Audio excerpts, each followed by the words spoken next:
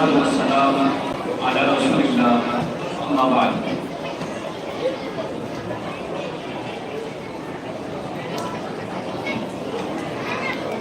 أعوذ بالله من الشيطان الرجيم. بسم الله الرحمن الرحيم.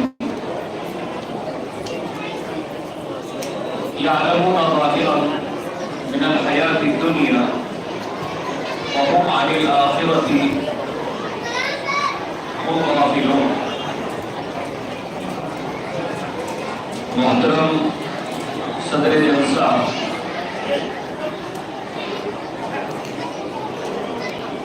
مدرسہ سراج العلوم کے اساتذہ،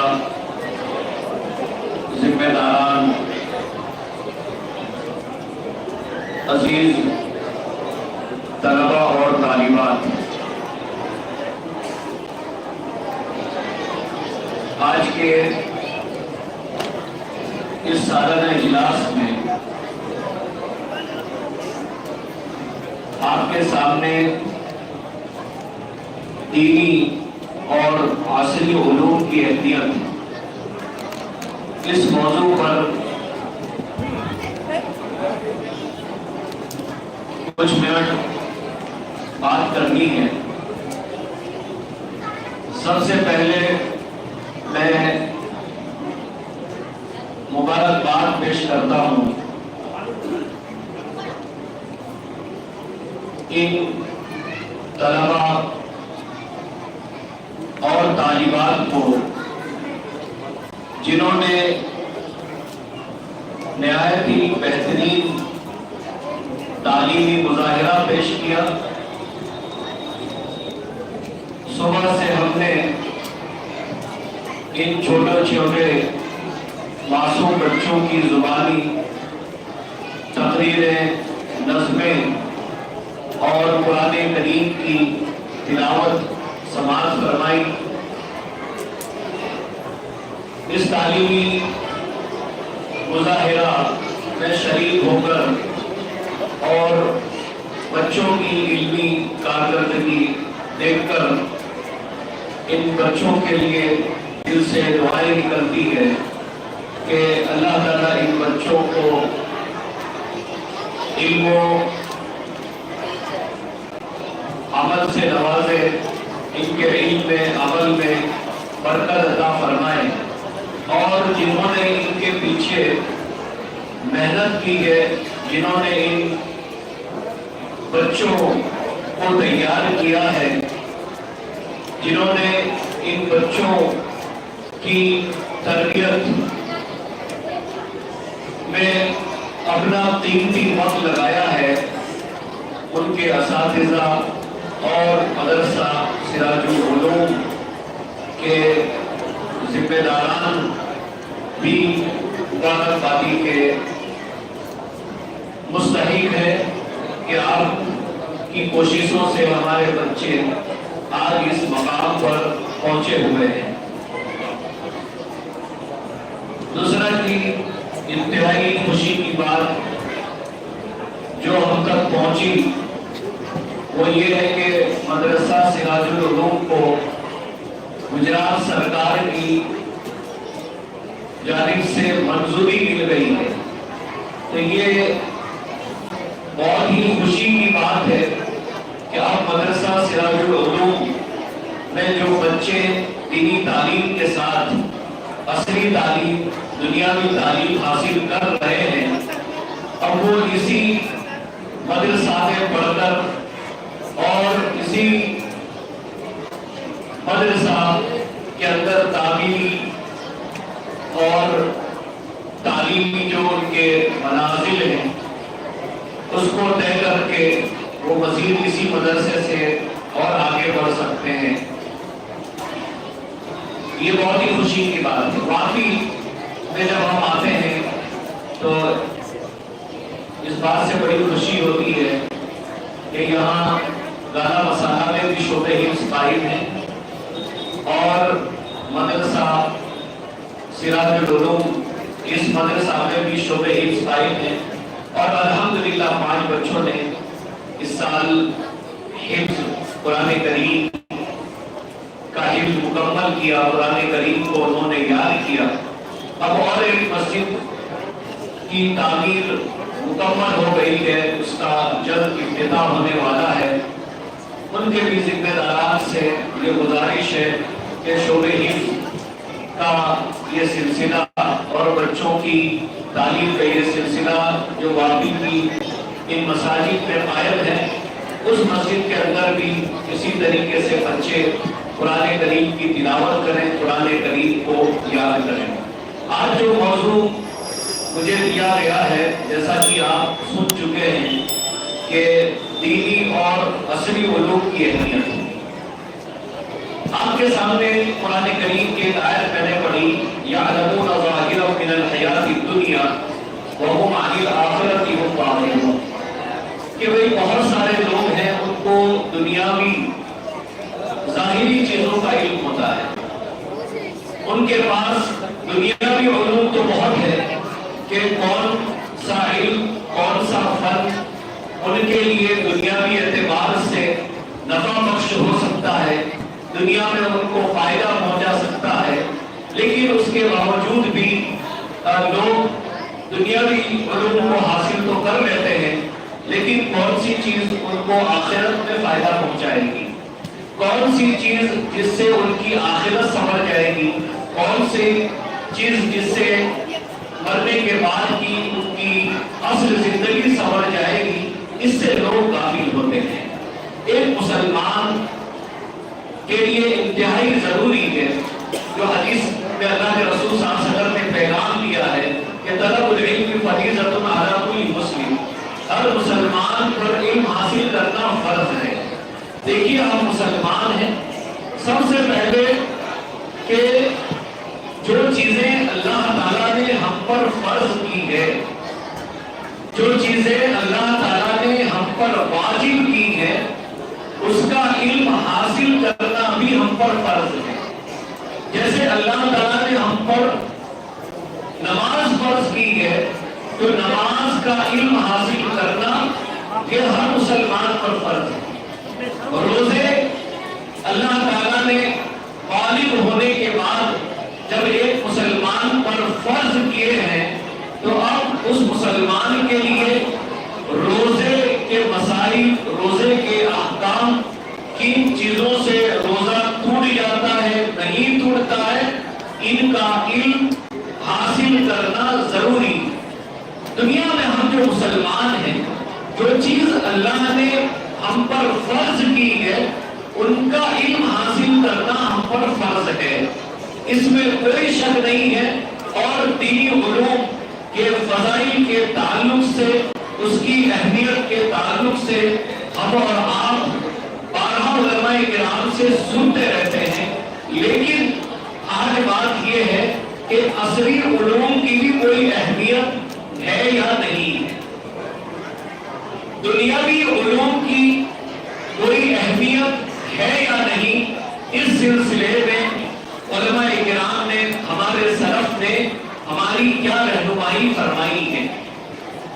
اللہ رب العزت نے قرآن کریم میں فرمایا، یا ایھا الذین آمنوا خذوا حذرکم، اے ایمان والو، اے مسلمانوں، اپنے بچاؤ کا سامان لے لو، اپنی حفاظت کا سامان تیار کر لو۔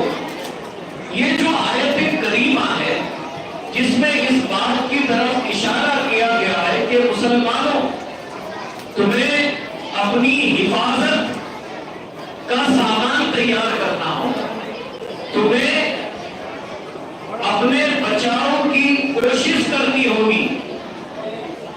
اس آیت کریمہ کو ذکر کرنے کے بعد بہت سارے اہل علم، انہی میں سے شیخ ابن باز رحمۃ اللہ علیہ، اپنے زمانے کے مشہور عالم مفتی، سعودی عرب میں جو مفتی تھے اور علم و عمل کے اعتبار سے ان کو جانا جاتا ہے، اس آیت کریمہ کے بعد شیخ ابن باز رحمۃ اللہ علیہ فرماتے ہیں کہ دنیاوی علوم جو دینی علوم کے علاوہ ہے جس کی ہم بات کرتے ہیں، کہتے ہیں کہ دنیاوی علوم جو ہمارے اللہ رب العزت کی اطاعت اور فرما برداری میں، جو ہمیں اللہ رب العزت کی اطاعت اور فرما برداری میں مدد کرے اور ہمارے کام آئے، ایسے علوم کو حاصل کرنا چاہیے۔ یعنی وہ تمام دنیاوی علوم جس کو شریعت نے حرام نہیں قرار دیا ہے اور اس علوم کے منافع اور فوائد ہمیں اللہ تعالیٰ کی اطاعت میں مدد کرتے ہیں، تو ہمیں ان علوم کو حاصل کرنا چاہیے۔ ایک بات یہ۔ دوسری بات جو مسلمانوں سے خطاب کی گئی ہے کہ مسلمانوں کو اپنے دشمن سے بچاؤ کا طریقہ کیا ہو سکتا ہے، کون سے علوم جو مسلمانوں کو ان کے دشمن سے بچا سکتے ہیں، اس کے لیے بھی ان علوم کو حاصل کرنا چاہیے جو ان کو دشمنوں سے بچا سکے، دشمنوں کے شر سے بچا سکے، اور جن علوم کے ذریعے مسلمان دشمنوں کا مقابلہ کر سکے، ان علوم کو حاصل کرنا چاہیے۔ عام طور پر لوگ یہ سمجھتے ہیں کہ دینی کتابیں اس میں صرف نماز، روزے، زکوٰۃ اسی کا ذکر ہے، حالانکہ بات ایسی نہیں۔ ہم اور آپ اگر احادیث کی کتابیں دیکھتے ہیں تو احادیث کی کتابوں میں جب ہم صحیح بخاری کو لیں گے تو ہمیں وہاں کتاب الطب نظر آئے گی۔ کتاب الطب باقاعدہ دوا علاج کے متعلق احادیث موجود ہے۔ اللہ کے رسول صلی اللہ علیہ وسلم فرماتے ہیں ما انزل اللہ داء الا انزل له شفاء، کہ کوئی بیماری ایسی نہیں ہے جو اللہ تعالیٰ نے نازل کی ہو مگر اس کی دوا بھی اللہ نے نازل فرمائی۔ ما انزل اللہ داء الا انزل له دواء یا شفاء، ایسے الفاظ موجود۔ تو اللہ تعالیٰ نے جہاں بیماریاں نازل فرمائی وہاں ان بیماریوں کا علاج بھی ذکر فرمایا۔ بلکہ صحیح بخاری میں امام بخاری رحمۃ اللہ علیہ نے ایک حدیث کے متعلق ایک سوالیہ باب قائم کیا، سوالیہ باب، اور وہ باب یہ ہے هل يداوي الرجل المرأة او المرأة الرجل، اس کی کیا تفصیلات ہے ہم اس میں نہیں جانتے ہیں، غزوہ کے متعلق یہ حدیث ہے، لیکن یہاں علاج معالجہ کے سلسلے میں، طب کے سلسلے میں یہ باب قائم کیا امام بخاری رحمۃ اللہ علیہ نے اپنی صحیح بخاری میں۔ اس سے ہمیں اندازہ لگتا ہے کہ علم طب، طبیب کا علم، حکیم بننے کا علم، ڈاکٹر بننے کا علم، یہ ہمارے معاشرے کے لیے، ہمارے سماج کے لیے، ہم مسلمانوں کے لیے کتنا ضروری ہے۔ بعض اہل علم کا قول ہے، کچھ لوگ اس قول کی نسبت امام شافعی کی طرف کرتے ہیں، نسبت کرتے ہیں، اللہ عالم یہ نسبت کس حد تک صحیح ہے، لیکن قول یہ ہے کہ لا تسکن بلدا لا یکون فیہ عالم یفتیک عن دینک ولا طبیب ینبئک عن امر بدنک۔ اہل علم کا یہ قول ہے کہ آپ کسی ایسی جگہ، ایسے شہر، ایسے ملک میں نہ رہیں، لا یکون فیہ عالم یفتیک عن دینک، کہ جس میں کوئی بھی ایسا عالم نہ ہو جو تمہیں تمہارے دین کے معاملے میں فتویٰ دے سکے۔ یعنی ہم جہاں رہتے ہیں اگر وہاں دینی اعتبار سے ہماری کوئی رہنمائی کرنے والا نہ ہو تو پھر ہمیں اس جگہ پر نہیں رہنا چاہیے۔ اور ساتھ میں یہ بھی فرمایا کہ ایسا شہر، ایسی جگہ کہ جہاں کوئی ایسا طبیب ایسا ڈاکٹر نہ ہو کہ جو تمہارے بدن کا تمہارے جسم کا علاج کر سکے اور تمہارے بدن کے بارے میں تمہارے جسم کے بارے میں تمہیں معلومات دے سکے۔ اس سے اندازہ لگانا چاہیے کہ قدیم دور میں بھی علم طب کی کتنی اہمیت رہی ہوگی۔ اس کے علاوہ مسلمانوں کا جو ایک نظام ہے وہ مالیاتی نظام ہے۔ مالیاتی نظام، حلال کمائی کو اختیار کرنا، وہ تمام پیشے، وہ تمام کام جس کو اللہ اس کے رسول نے منع نہیں کیا ہے، ان پیشے کو اختیار کرنا، تجارت کرنا، ان پیشوں کے ذریعے اپنی مالی حالت کو مضبوط بنانا تاکہ ہم اپنے بھائیوں کے کام آ سکے، فقراء کی، ضرورت مندوں کی ضرورتیں پوری کر سکے، ایسی بڑی بڑی مساجد اور بڑے بڑے مدارس، یونیورسٹیاں ان پیسوں سے قائم ہو سکے۔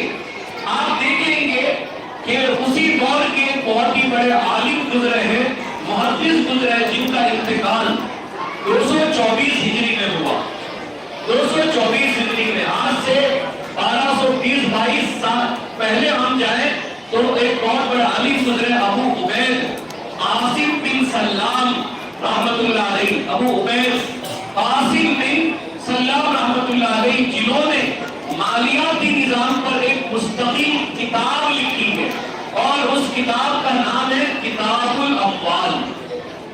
کتاب الاموال مالیاتی نظام پر یہ کتاب ہے، اور اس کتاب کا اردو ترجمہ بھی اگر آپ کتاب الاموال ابو عبید قاسم بن سلام لکھیں گے تو آپ کو PDF کی شکل میں آپ کو یہ گوگل پر مل جائے گا سرچ کرنے پر۔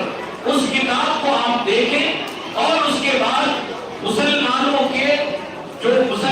کا جو مالی نظام ہے آپ اس کا اندازہ لگائیں اور مسلمان کیسے آگے بڑھ سکتے ہیں۔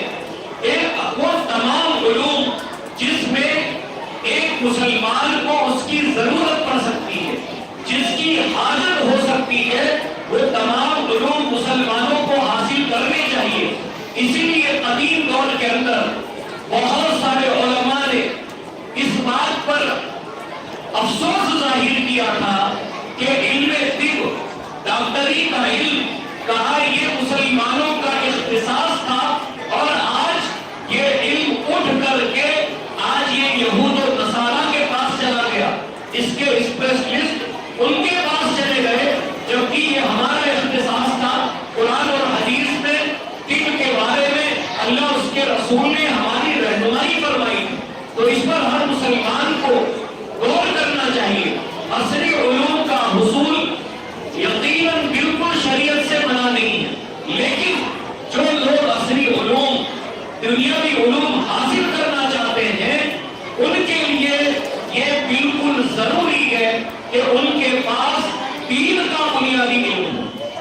کوئی بھی مسلمان دین کا بنیادی علم ترک کر کے، چھوڑ کر کے اگر عصری علوم پر ہی فوکس کرتا ہے اور دینی علوم کو چھوڑ دیتا ہے تو یہ انتہائی افسوس کی بات ہے، اور ایسے بھائیوں کے لیے آخرت میں خسارہ ہوگا، گھاٹا ہوگا کہ پوری دنیا کا علم، پوری دنیا کے علوم ہم نے حاصل کر لیے، لیکن ہم اللہ رب العزت تک پہنچنے کا راستہ کیا ہے ہم یہ پتہ نہیں کر سکے، ہم اللہ رب العزت کی معرفت حاصل نہیں کر سکے، یہ انتہائی افسوس کی بات ہے۔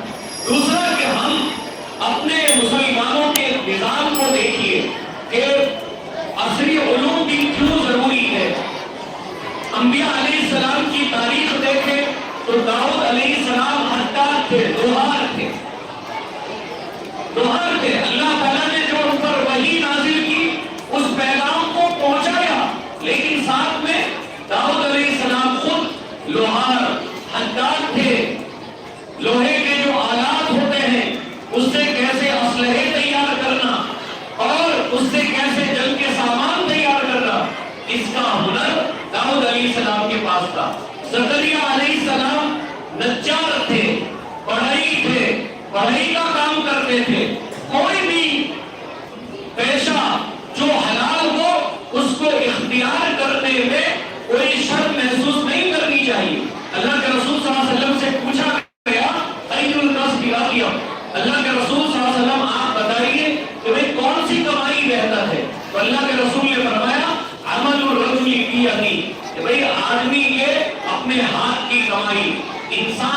جو محنت کرتا ہے، انسان جو حلال کمائی کے لیے مشقت کرتا ہے، یہ چیزیں ایک انسان کو کرنی چاہیے، حلال کمائی اختیار کرنی چاہیے۔ تو اسلام میں اور ہمارے دین میں عصری علوم کی جو اہمیت ہے اس سے انکار نہیں کیا گیا ہے۔ اسی لیے ہم دیکھتے ہیں کہ مسلمانوں کا جو سنہرا دور تھا، سنہرا دور مسلمانوں کا، جب دنیا کے اکثر ملکوں پر مسلمانوں کی حکومت تھی، اگر آپ اس کے بارے میں پڑھنا چاہیں تو ہمیں لگے گا کہ دنیا کے کئی ممالک ہیں جہاں اسلام مسلمان تاجروں کے ذریعے پھیلا، تجارت کرنے والوں کے ذریعے پھیلا۔ یہ اپنے سامان کی تجارت کرتے تھے، ایک جگہ سے سامان خرید کر دوسری جگہ بیچنا، انہوں نے تجارت کی، تجارت کے ساتھ میں وہ اپنے دین پر قائم رہے۔ ایسا نہیں ہے کہ کوئی مسلمان تجارت کی غرض سے کسی جگہ چلا گیا ہو اور لوگوں نے صرف اس کی تجارت سے اسلام قبول کر لیا ہو، نہیں، بلکہ انہوں نے اپنی تجارت کے ساتھ اپنا دین بھی پیش کیا۔ انہوں نے دیکھا کہ یہ مسلمان جو تجارت کر رہا ہے، جس سے ہم خرید و فروخت کر رہے ہیں، یہ ایک ایماندار آدمی ہے، یہ اپنے کاروبار میں کسی کو دھوکہ نہیں دیتا ہے، یہ کسی کے ساتھ جھوٹ بول کر کے یہ اپنے سامان فروخت نہیں کرتا ہے۔ تو ان کے پاس دین بھی تھا اور ساتھ میں انہوں نے تجارت کی، تجارت کی انہوں نے اسلام کو پھیلایا۔ آپ کبھی اس کے اندر جائیے، آج کل جو ہمارے بھائی آرکیٹیکٹ بننا چاہتے ہیں، آخر پوری دنیا کے اندر آپ 200 300 400 500 سالہ وہ قدیم عمارتیں دیکھیں، وہ مشہور آپ وہ بلڈنگیں دیکھیں جو مسلمانوں نے تیار کی۔ آخر ان مسلمانوں کے پاس کوئی تو ایسا ہنر رہا ہوگا، اور آج بھی ہندوستان کے اندر مسلمانوں کی تعمیر کی ہوئی ایسی مسجدیں، ایسی قدیم عمارتیں بھی موجود ہیں کہ آج کے موجودہ جو آرکیٹیکٹ ہیں یا اس پیشے سے جڑے ہوئے ہیں، وہ آج بھی ایسی بلڈنگیں تعمیر نہیں کر پا رہے ہیں۔ تو کیا آرکیٹیکٹ بننا یا اس قسم کی بلڈنگیں تعمیر کرنا، کیا یہ شریعت میں حرام ہے؟ حرام نہیں ہے۔ مسلمانوں کو سوچنا چاہیے کہ وہ تمام علوم جس کی ایک مسلمان کو ضرورت ہے، اور کہیں ایسا نہ ہو کہ ان علوم کو چھوڑ کر مسلمان کسی کا محتاج ہو جائے اور اسے دوسروں کے سامنے اسے جھکنا پڑے۔ اس کے بارے میں سوچنا چاہیے۔ اسی طریقے سے ایک پیشہ وکالت کا پیشہ ہے، وکیل بننا، معاف کیجیے گا بہت سارے لوگ اس میں آج بھی پیچھے ہیں۔ آج ایک مسلمان کو ایک اچھا مسلمان وکیل کتنا ضروری ہے، آپ ذرا سوچیں۔ اچھا مسلمان وکیل، اس کے لیے کہہ رہا ہوں کہ وکیل تو بہت ہے نام کے مسلمان، لیکن ان کا عقیدہ درست ہو، قوم سے ہمدردی رکھنے والے وکیل ہو، ایسا نہیں۔ آج یہ جو آپ دیکھ رہے ہیں، آپ کی مساجد میں جو کیس چل رہے ہیں، مدارس میں جو کیس چل رہے ہیں، مسلمانوں کے مسائل، چاہے وہ حجاب کا مسئلہ ہو، مسلمان بچے اور بچیوں کی مخلوط تعلیم کا مسئلہ ہو، مسلمان کتنے جو مظلوم جیل کے اندر قید ہیں، جن کو معمولی مسائل میں ان پر الزام لگا کر کے ان کو جیل میں بند کر دیا جاتا ہے، کیا ان کے مسائل کو حل کرنے کے لیے کیا وکیلوں کی ٹیم کی ضرورت نہیں ہے؟ کیا اچھے وکیل ہونا ضروری نہیں ہے؟ اور یہ تمام علوم ابن باز رحمۃ اللہ علیہ فرماتے ہیں کہ یہ تمام علوم، عصری علوم، دنیاوی علوم، جب اس کا حاصل کرنے والا اللہ کے لیے اس کو حاصل کرتا ہے کہ یہ علم میں اللہ کے لیے حاصل کر رہا ہوں، کہ شاید میرے وکیل بن جانے سے میری اس قوم کے لوگوں کا بھلا ہوگا، میرے ان قوم کے جو مظلومین ہیں ان کی مدد، ان کو مدد ہوگی۔ ایک ڈاکٹر اس ہمدردی کے ساتھ ڈاکٹر کرتا ہے کہ نہیں، آج مجھے اس پیشے کی ضرورت ہے، آج میں ڈاکٹر اس لیے بن رہا ہوں تاکہ ہمارے اپنے لوگوں کا صحیح سے علاج ہو سکے۔ اور کئی بیچارے غریب اور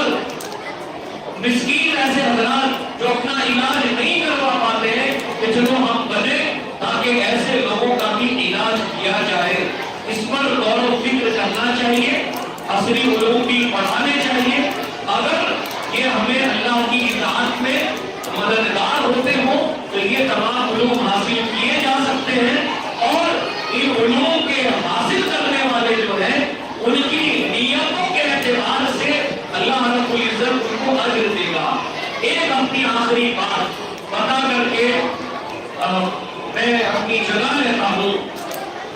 دیکھیے، ہندوستان میں ایک بہت مشہور حکیم گزرے، حکیم اجمل خان، انتہائی مشہور حکیم اجمل خان، ہندوستان کے انتہائی مشہور حکیم گزرے، اور حکمت کی جو کتابیں ہیں یا حکمت اور علم طب میں انہوں نے جو نسخے لکھے ہیں، اس سے آج بھی جو حکما آ رہے ہیں، طبیبوں کی ایک ٹیم آ رہی ہے، وہ اس سے استفادہ کرتی ہے۔ لیکن آپ اگر حکیم اجمل خان کے بارے میں اگر آپ کچھ جاننا چاہے تو صرف آپ کو یہ بتاتا ہوں کہ ایک مسلمان اگر اچھا حکیم ہو اور علم طب کا اچھا جاننے والا ہو تو اس کے اثرات کیسے سماج میں پھیلتے ہیں اندازہ لگائیے۔